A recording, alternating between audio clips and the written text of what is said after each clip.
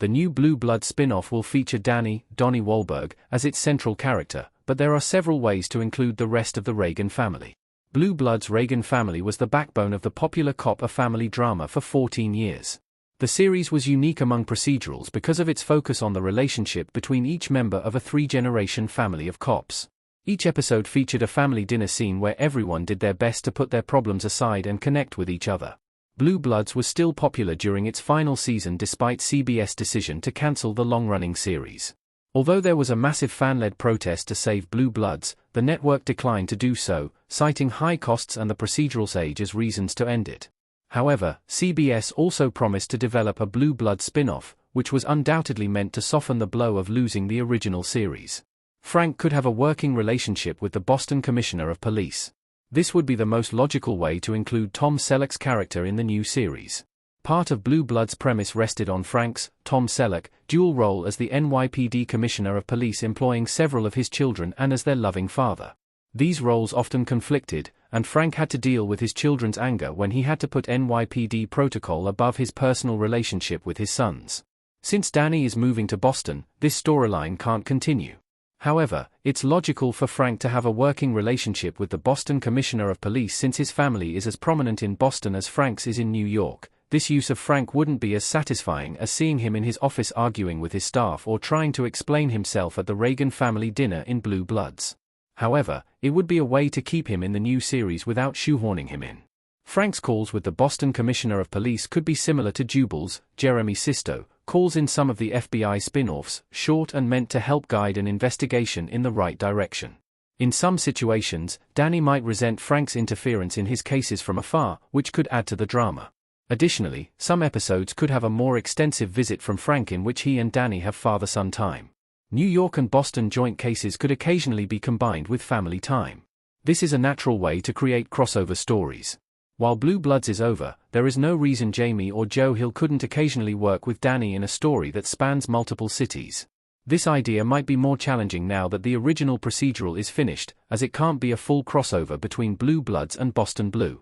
However, CBS could get around this by having a 2-hour episode of Boston Blue that features Danny returning to New York for part of the show and Jamie or Joe traveling to Boston for the other part. Joint stories like this wouldn't be much different than some of Blue Blood's Joe Hill stories, which featured him as a narcotics officer who worked with Jamie or Danny on narcotics-related cases.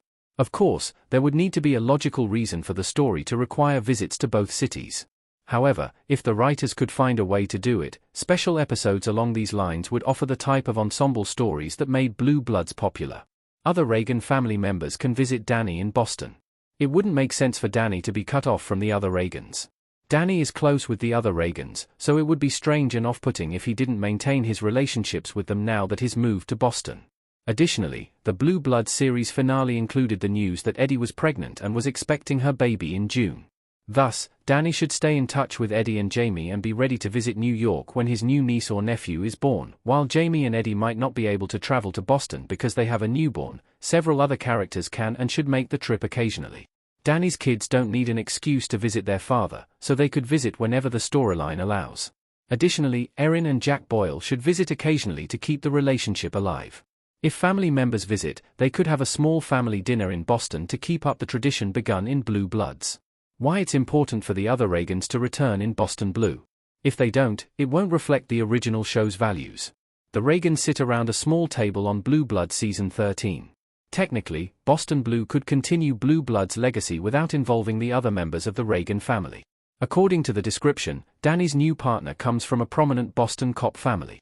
Thus, the new series could offer stories about her family to make up for the absence of the rest of the Reagans. The new family could continue the tradition of a weekly family dinner and Danny could become an honorary member because he works with this partner. Thus, the show could pay homage to the Reagan family while introducing new characters. While this setup would be similar to Blue Bloods, it wouldn't be satisfying. The Reagans were all unique characters who audiences fell in love with over the course of 14 years. Thus, it is not enough to drop Danny into a new environment and continue with a different family.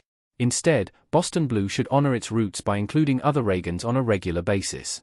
If it doesn't do this, Boston Blue will be little more than another procedural featuring cases of the week.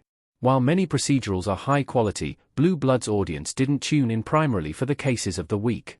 This show appealed to people who were hungry for family dramas and enjoyed seeing the various generations of cops butt heads with each other but ultimately have each other's backs because of their relationships.